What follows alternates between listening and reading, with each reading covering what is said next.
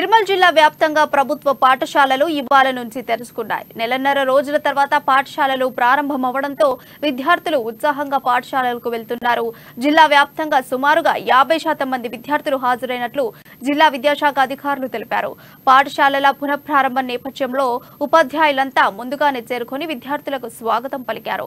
ప్రార్థన అనంతరం సరస్వతి మాతకు ప్రత్యేక పూజలు నిర్వహించారు.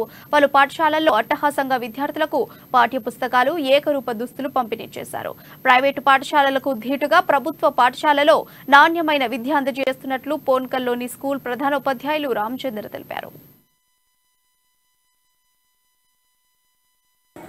మండల్ మామడ పాఠశాలలో 600 మంది విద్యార్థులు ఉన్నారు.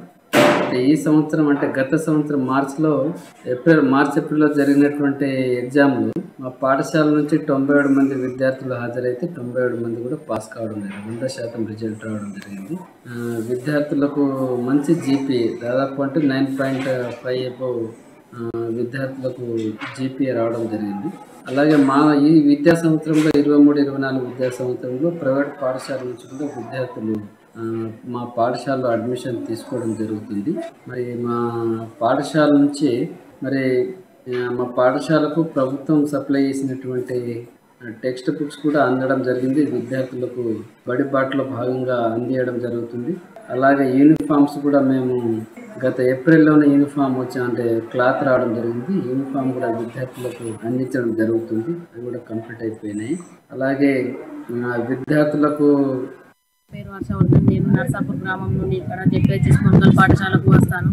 ఇక్కడ ప్రైవేట్ పాఠశాల కంటే కూడా బాగా బోధిస్తారు. టెక్స్ట్ బుక్ సౌకర్యాలు కూడా ఉన్నాయి. వాళ్ళే ఫ్రీగా గవర్నమెంట్ తరఫు నుండి ఇస్తారు.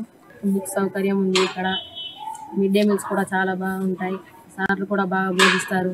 ఇటీవలే జరిగిన మీలేవర్ లక్షాధికారి పోటీలో సన్నూరు వెంకట్రావు ఆయన మీలేవర్ లక్షాధికారి అనే ప్రోగ్రాం నిర్వహించారు. అందులో నాకు సెకండ్ ప్రైజ్ వచ్చింది. 50,000 బహుమతి.